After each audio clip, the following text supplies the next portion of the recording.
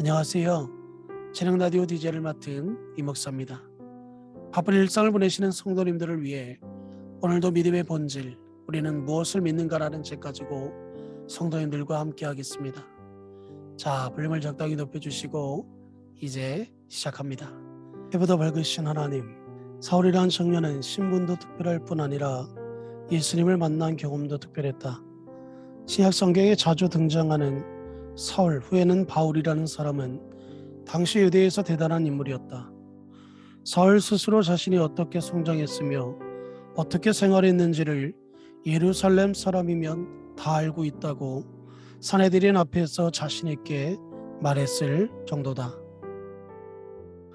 그는 당시 최고의 학자였던 가말리엘의 문화생으로 자기를 소개했다. 여기서 문화생이란 가말리엘에서 배우는 모든 제자들 중에 으뜸가는 사람을 일컫는다. 이런 사람은 보통 선생의 추천을 받아 사내들인 회원이 될 수 있었다고 한다. 보르스는 그가 회심하지 않았다면 틀림없이 사내들인 회원이 되었을 것이라고 한다. 물론 그는 안수받은 서기관이었다. 사울은 당시 유대에서 최고의 지성인으로서 알려진 인물이다. 그런 그가 예수님을 믿었을 리가 없다. 더욱이 예수님은 십자가에 못 박혀 죽지 않았던가. 그는 신명기 21장 23절에 나오는 대로 나무에 달리는 자는 하나님께 저주를 받은 자라는 율법에 따라 예수를 저주받은 자라고 굳게 믿고 있었다. 그는 토라 때문에 예수를 거부했던 사람이다. 그런 그가 다메섹에서 예수를 믿는 사람을 잡으러 가다가 주님을 만난다. 성경 본문을 읽고 이야기를 계속 이어가 보자. 사도행전 9장 1절에서 5절 말씀. 사울이 주의 제자들에 대하여 여전히 위협과 살기가 등등하여 제사장에게 가서 다메섹 여러 회당에 가져갈 공문을 청하니 이는 만일 그 도를 따르는 사람을 만나면 남녀를 막론하고 결박하여 예루살렘으로 잡아오려 함이라. 사울의 길을 가다가 다메섹에 가까이 이르더니 호련히 하늘로부터 빛이 그를 둘러 비추는지라.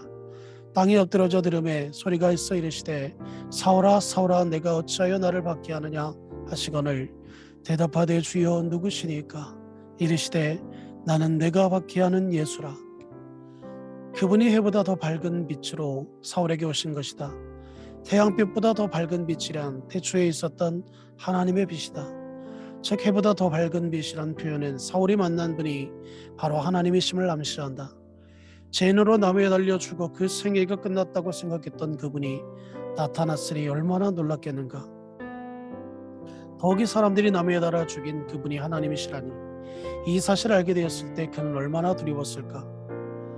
사울은 하나님 앞에 자신을 죽었다고 생각했을 것이다.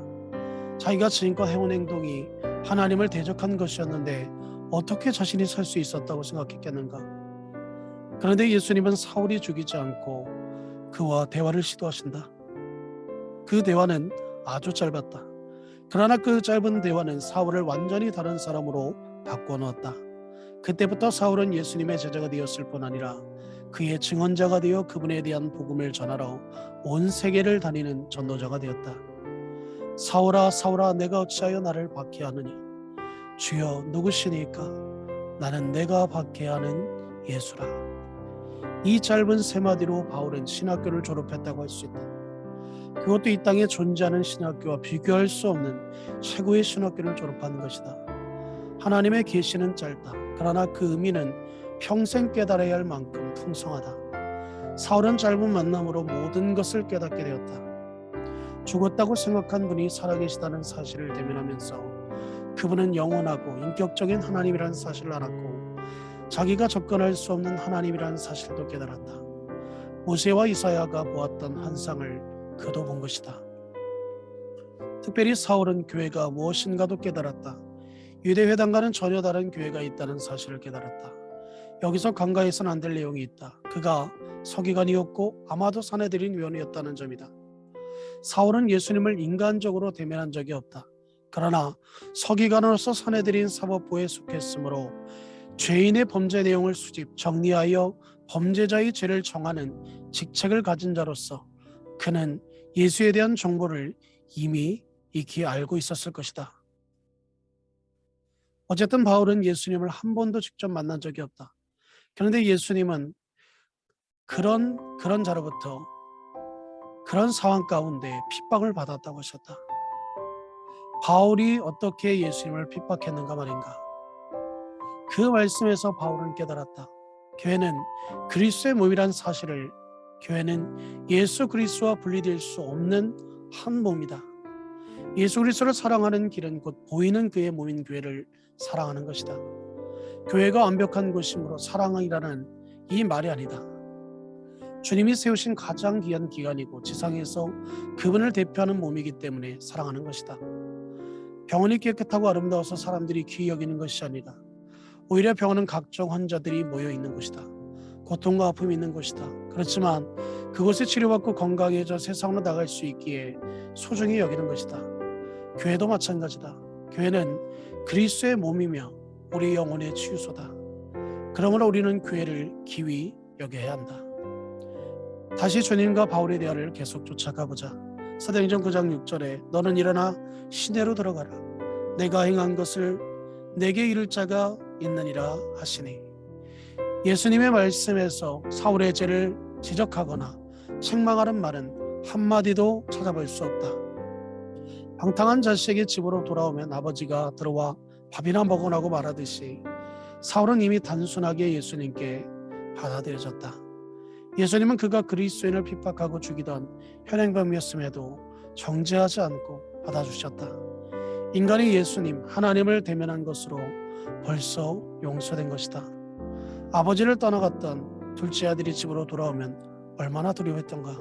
생존의 입을 느끼며 살기 위하여 아버지의 집으로 발길을 돌렸지만 그는 아버지를 대면할 자신이 없었다. 그래서 이렇게 아버지에게 할 말을 연습하며 갔다.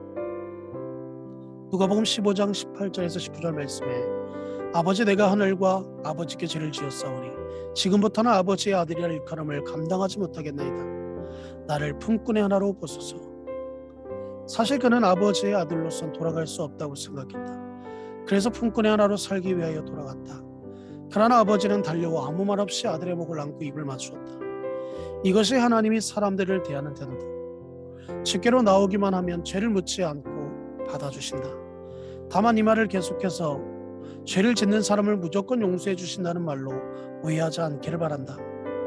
사울이란 젊은이가 경험했던 예수 그리스도와 모세나 이사야가 만나뵌 하나님을 비교해 보는 것도 재미있을 것이다.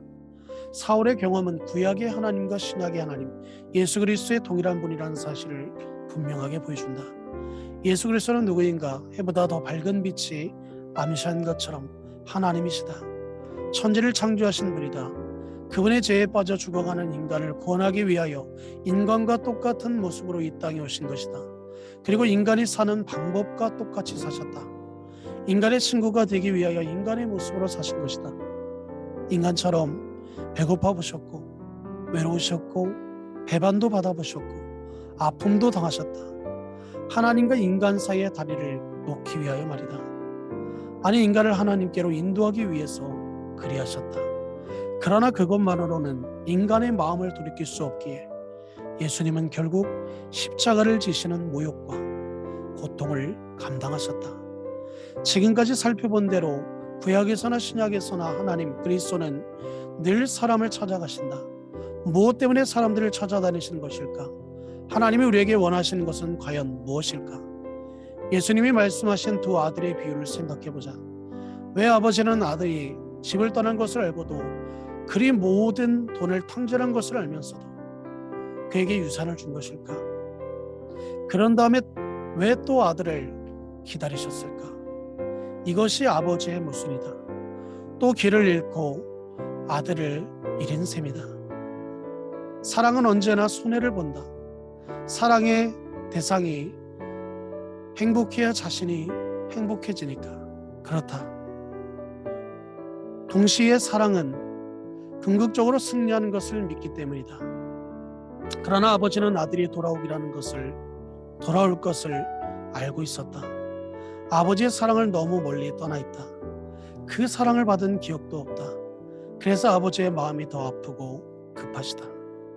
이런 아버지의 마음의 극치가 바로 예수 그리스도시다. 이것으로 이 목사가 추천하고 대신 읽어주는 라디오를 마치겠습니다. 오늘도 건강하시고 행복한 하루 되시기를 바랍니다. 감사합니다.